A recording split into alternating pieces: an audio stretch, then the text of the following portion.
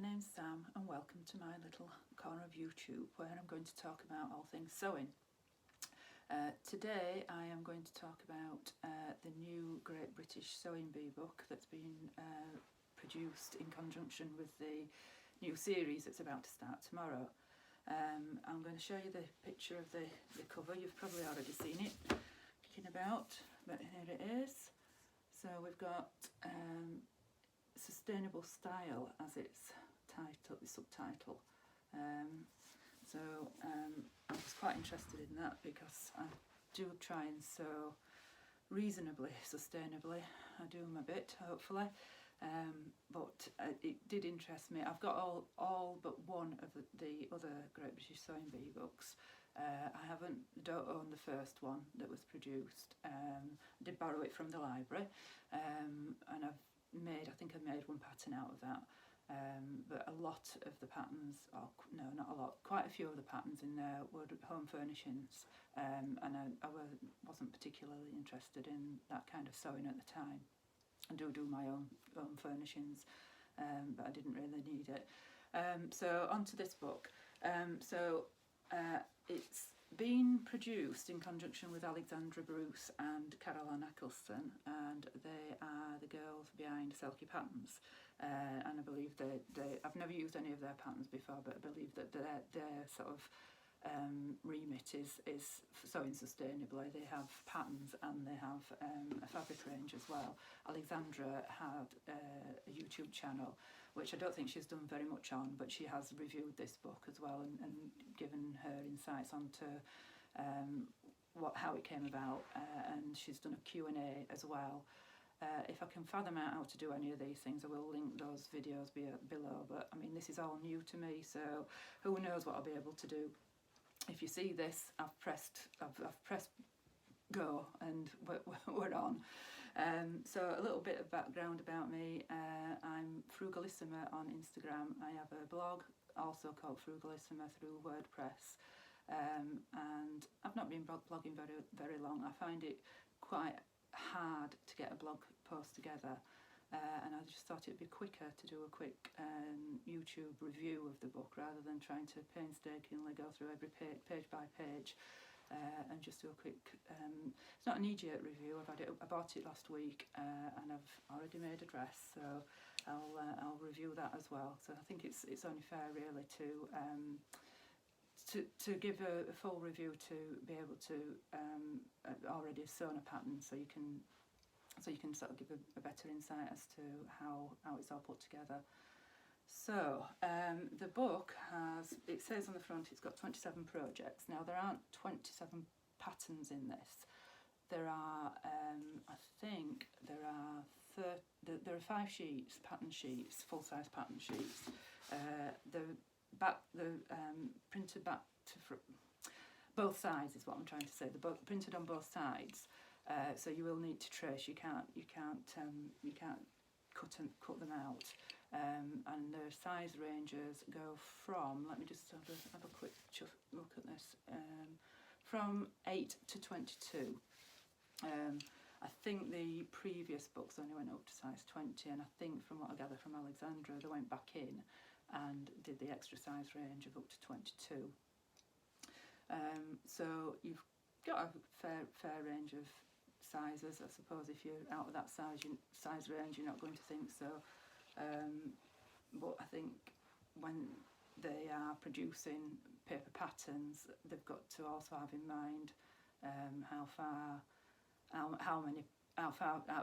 fitting it all into these A0 sheets, basically. One note, you can download these patterns, so I suppose they could have gone up a size range doing it that way. You can download them and have them printed yourself if tracing's not your thing. Usually tracing is not my thing. I am quite happy to cut into a pattern, so long as I've not paid a lot of money for it. If I paid a lot of money for it, then I will trace. So I really don't enjoy that process at all. And a good point that somebody did make was, you know, if they are truly wanting to be sustainable, then perhaps they shouldn't be producing the paper patterns at all. Perhaps we should be downloading, but you still got a cost. You're still having to use paper in order to do that. So but obviously you're only using whatever you need. You're not printing off quite so much. The book comes in this little cardboard container. In the past, I'll show you the inside. So, there's your patterns. In the past, they have come in a slimmer wallet, and I think they've done that so that you can keep your patterns separate, and any tracings off you can put in there. So back to the projects. You've got 27 projects, but I think there are only 13 or 14 separate patterns. You've got a couple of dresses in there, a jumpsuit, a couple of men's patterns. There's no children's patterns in this time, and there's no home furnishings. There are a few of the upcycle challenges. I'm not sure whether they've come from this series or whether they've just put those in as a just as a thing to do. What I will say is there are some of the patterns in this book from series 5, from the previous series. Specifically, we've got the wiggle dress, which I really quite liked from the last series. Let's just see if I can show you. So this one foxed a few people, and I think this was the very first challenge on the episode 1. It was a wiggle dress, and I think it got people a bit foxed. I think that's really quite nice. And what got people foxed a bit, I think, was that sleeve detail there. Can you see it? It's a pleated sleeve detail. I think that's a really lovely detail. That is from series 5. The very first one in the book, the Pussy Bow blouse, that's from series 5. I think they did that as an upcycle challenge. I seem to remember them using other old shirts to do that. And then there's some men's trousers in here, and that was from the vintage episode. Let's see if I can find them, because I remember they did the flares, and I think a few people got a bit foxed with the zip. There's a fly zip in here, so that's them as well. I do think he looks like a bit like he could be Patrick Grant's son, but probably not. And then there is the men's jacket in here. Again, it got a few people foxed. This linen jacket, I'm fairly sure this is the one that was in series 5. Hello, he's nice. So, yeah, I think a couple of them on this one, they put the sleeve in back to front on the last series. So you can safely say that these aren't going to be in series 6. And then you've got quite a few some transformation challenges. So this one is, can you see that? And I'll just show you the other side. It's a man's shirt. But the interesting thing with this is it goes into a bit of dyeing, using natural dyes, which that's a bit different. It's nothing that you couldn't find on the internet if you wanted to, but it's quite good. So there's quite a few transformation challenges in here. Whether you're going to see them on the new series or not, I really wouldn't know. But it's got quite a bit of information about the foreword by Patrick Grant and Esme goes into the remit behind this, and obviously Patrick Grant's quite keen on sustainable sewing, and that's the reason why I wanted to buy this book, because that is we can all do our bit, and we can all do a little bit better with it. So that's the reason why I wanted to buy this, and obviously have a look and see what patterns were in it. If you go onto Amazon, there is the line drawing. There's a line drawing in here as well. Let me just see. And it more or less tells you the patterns that are going to be in here. Let me just see if I can find that for you. This is it. So that's it, so the projects. Let me see. So you've got jumpsuit. I think this is your loungewear. This is a dress, maxi dress. I've done the midi version of that dress that I'm wearing now. You've got a bomber jacket, a wiggle dress, a summer dress, a wrap skirt, and a coat, a pussy bow blouse, alternate dress, and those are your trousers, and that's the top from the summer dress. And your pussy bow blouse is up at the top there. Yeah, I think there's enough in here for me to warrant the price. I think it's the published price is about £27. Obviously you can buy it elsewhere, and there are other prices. So what I did like about it is that there are there's quite a bit of advice in here about scrap busting. Probably not, if you're already into sustainable sewing and that's your thing already, there's probably not enough in there that you don't already know. But the patterns, there's enough patterns in there for me to warrant spending £20 odd on it. So I'm quite pleased with it, really. So I think what I'll do now is I'll stand up and I'll show you the dress that I've made, and then I'll just talk a little bit about the pattern. So just excuse me while I stand up, move my chair out of the way. So I've made it just to the bottom of my knees, and it's quite loose. That's the style of it. I think it's not supposed to be overly fitted. I'll show you the picture in the book, and that's the back of it. So you've got gathers here under the bust. There's no bust darts. You've got it's gathered into the waistband. You've got a separate waistband which brings you in a bit. I'm not too keen on something coming straight down and being too unfitted. And then you've got 2 tiers of gathers on the midi dress, and then there's another tier on the maxi, and then you've got gathers into your sleeve and gathers at the back as well. Hopefully you can see that. I would just say, excuse me, if you don't like gathering, this isn't the dress for you. It's not my favourite thing to do in sewing. These small gathers aren't too bad. The gathering on the skirts, I hate doing that. I really hate doing that. And I do use a different method to what's been advised in the book.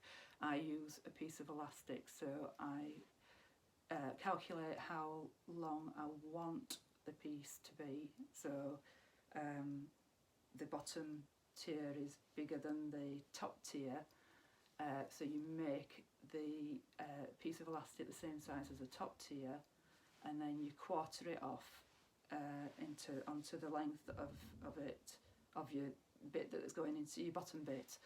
You quarter off your piece of material, and then you zigzag your piece of elastic onto the bit that's been gathered into. I'm not explaining this very well. You've probably seen this method somewhere before anyway. There's all sorts of different methods. You can use dental floss, or you can do the 2 lines of gathering or whatever. If anybody wants me to show you how I do that, I'm more than happy to do it. The thought of doing, I think it was something like 71 inches was the bottom panel, and the thought of doing 2 rows of gathering stitches and then pulling them in and getting them even. The elastic method, it's not. I wouldn't say it was quicker. It's not quicker because you're sewing on your elastic and then you're having to still carefully sew, but I think it gives you a more even gather. So that's the method I use for that. For the smaller ones, I just use the normal gathering. So you can see this sleeve is gathered into this cuff. I would say that this cuff, if you've got this, I've done this to size, and I've got quite slim arms. My wrists, there's nothing to my wrists. I've got reasonably slim arms because I've never done a day's craft in my life probably, and it is quite tight. So I would just say measure that round your arm before you do it. I love the V-neck, and I'm quite pleased with it. The fabric was a freebie. Fabric came from Fabric Swap. I went to a meet-up and it came from Fabric Swap in Dewsbury, and I do believe that the girl who left it, I think she said it was from Dewsbury Market originally, so it won't have been expensive at all. It's just, obviously I don't know the precise composition because I didn't buy it, but I'm going for polycrepe, and it sewed absolutely beautifully. So yeah, so we're really happy with that. So what else is there to say? Did have a few problems with this pattern, I have to say. I'm back, sorry about that. So I was just about to say that the pattern wasn't without its problems, and the main problem was the shoulder seams just didn't meet at the top. I had about maybe an inch too much on the back shoulder, I think it was. I'm going to show you the bit that I've had to cut off. So I've cut that much off, and I did it on the sleeve side of it, as opposed to the neckline side of it, simply because I'd already cut out my neck facing pieces, interfaced them, sew them together and overlocked them. So I measured the arm hole size and the sleeve cap. I measured all that to make sure that before I cut it all off, it was going to still fit in, because there isn't actually, normally when you fit a sleeve this size in, you'd gather that as well, and there was no gathering instructions for that. And I did find that there was a lot of sleeve cap to be eased into this armhole. So I did end up putting a bit of a gathering stitch in, and I managed to get it in that way. But I did go back to the pattern and make sure I traced it off correctly, and I did go back and measure it all, and it does to me seem like you've got a bit of a problem there. Apart from that, the instructions were really clear. I didn't have any problems understanding the instructions. The instructions are accompanied. No photographic instructions, so they're all. I think Alexandra said she'd done them as line drawings, and then they've been computerised. So I'll just quickly show you how the instructions are, like there, if you can see. So yeah, they're all. But I would say they were clear. But this book is, I forgot to say this at the beginning, this book is not aimed at somebody who can't sew. This book is aimed at somebody who can already sew. There's no sewing techniques as such in here. It is mostly aimed at, I think it says confident beginners. I think that's how I've worded it. And I would say I am sort of more than a beginner, really. So yes, that was the only real problem I hit. I made a couple of changes. One was user error. One problem I hit was the panels. I'll just stand up again for you. This panel here, and both these panels. They're just huge squares on the pattern paper, and I just couldn't be bothered tracing them off, so I noted down the sizes, and I got my width and length confused on the top panel. It wasn't a massive problem, but it did mean I had to unpick it all, so I didn't realise until afterwards. Sorry, I had a frog in my throat. So I didn't realise until after I actually inserted the panel, and I thought this isn't right. So this top panel should be about 4 inches longer, which would have made the dress obviously another 4 inches longer. It's a happy mistake really, because although it is supposed to be a midi dress, I don't think that length is good on me anyway, so I would have probably ended up taking it off the hem anyway. So it was a happy mistake. I didn't feel particularly happy when I was making merry with the seam ripper on yesterday evening, especially when the elastic had been in and everything. But I realised my error quite quickly, and that has nothing to do with the pattern. The other thing I did change is at the back. I'm going to swizzle around in my chair, and you see I didn't put a zip in. I do this on a regular basis. Especially with a V-neck, if I can get my head through that without a struggle, I don't put a zip in. The decision was made because I didn't have. We're in lockdown at the moment. I can't get to a haberdasher's. I had a navy blue zip, and I had a zip which was this blue, an invisible zip, at the right length.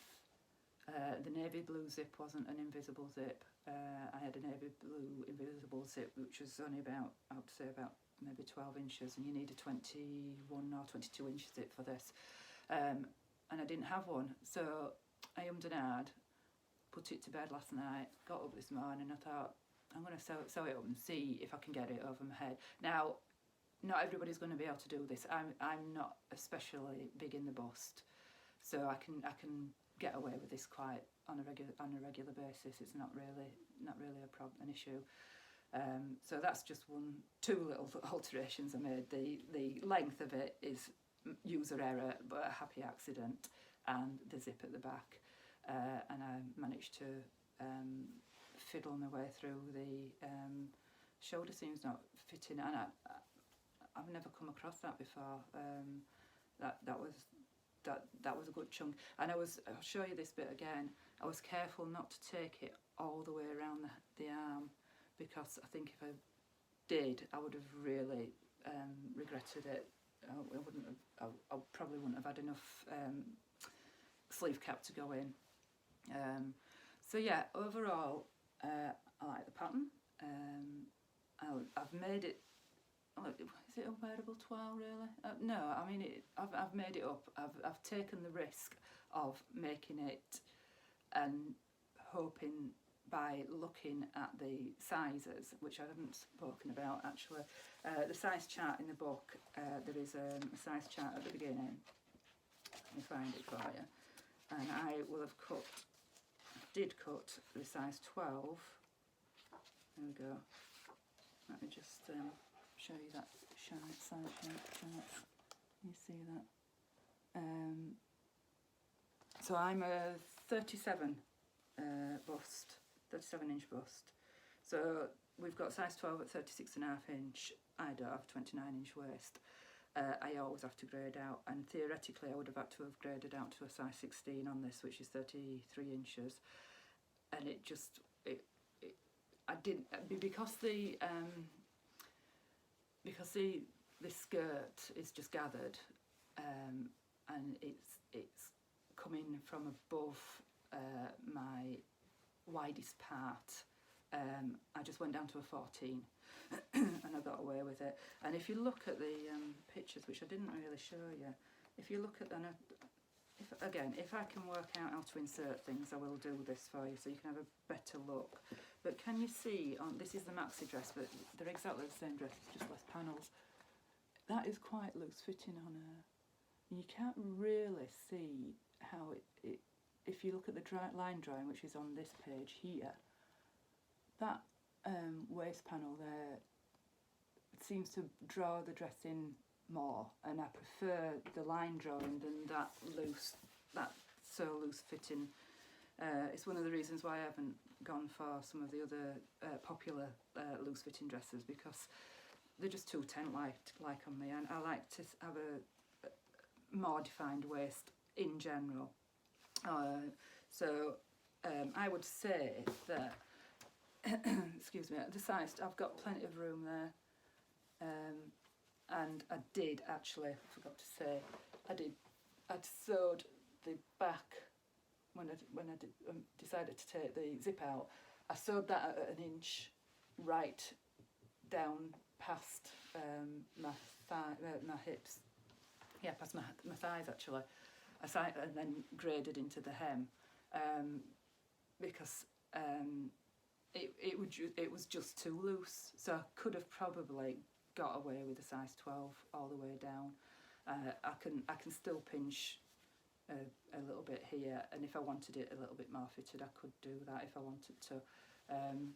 The other thing is, which was weird in this pattern, it tells you to hem it before you sew your back seam up.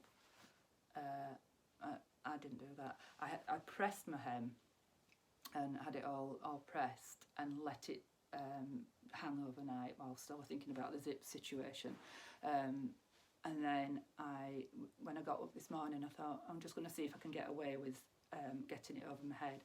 And I did all the back seam up and took a risk. And when I tried it on, that's when I realised it was going to be too big. I'd already tried the body sewn,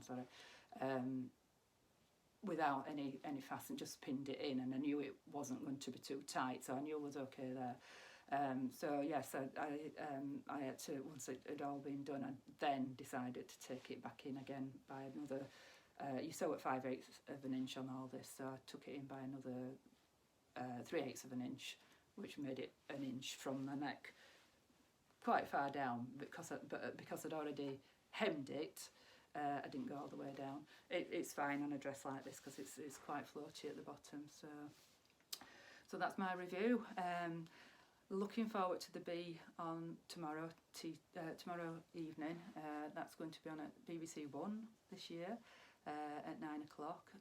So yeah, I'm really looking forward to seeing that and seeing which patterns come up. I've not taught you through all the patterns.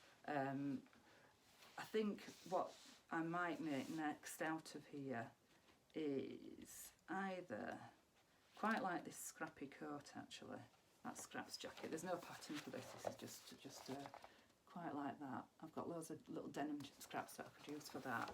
And the skirt, there's a scrappy skirt here as well. Where's that? That's just a wrap skirt, but again I've got loads of denim scraps. It might be a little bit short for me, I might have to lengthen it. I've got quite long legs. I'm 5'8", so, but I'm sort of long. I think I'm quite, I don't know. My waist is here, my natural waist is here, so it seems like I've got long legs. So normally normal skirts seem quite short on me sometimes. I like this dress, this summer dress, and there's a top for that as well. I like that. That's a bit of shearing on there. So again, you're not going to have too many fit issues, I don't think, on that. It's quite loose fitting. So there's enough in here. I think for me to get my money's worth, and I think the little sleep. Did I show you a sleep set? No, I quite like this little sleep set. That's quite cute.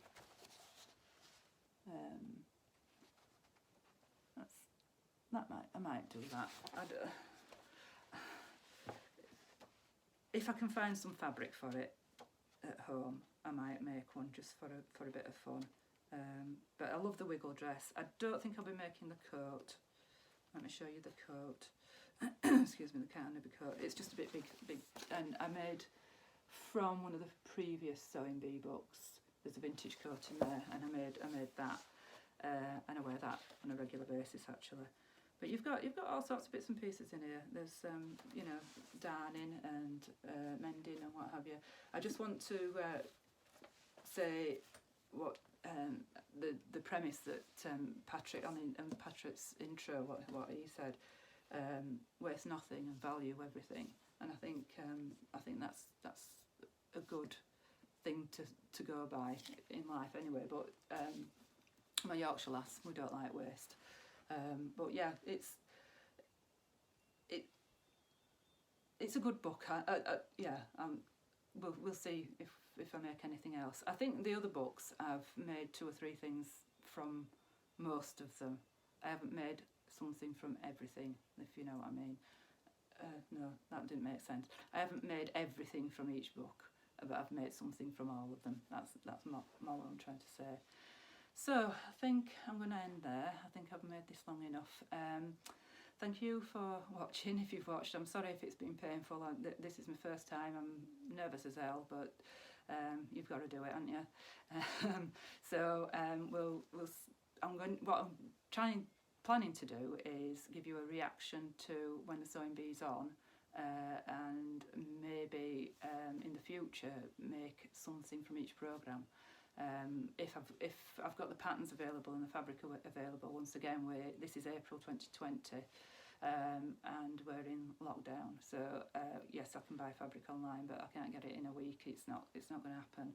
And I'm busy making scrubs for the NHS as well. So I think one pattern a week is going to be fine. Last year, Shona from Satisfaction did a little challenge on Instagram. I don't know if she'll do it this year, where she challenged everybody to make something on the theme. So there was a cotton theme, there was a British theme, there was a vintage theme. I love the vintage one. I really enjoyed that one.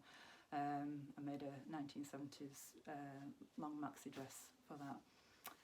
The swimwear theme. So I did make something on and showed it on Instagram every week on that. Apart from the Children's Week, I don't have any small children to sew for, so I don't sew for the sake of sewing, and I need, sew because I'll enjoy it and things that I need. So yes, I think I'm going to leave it there. I think I've said enough. Thank you for joining me, and hopefully I shall see you next week. And as all the YouTubers say, like and subscribe, and we'll see where this goes. Okay, thank you. Bye.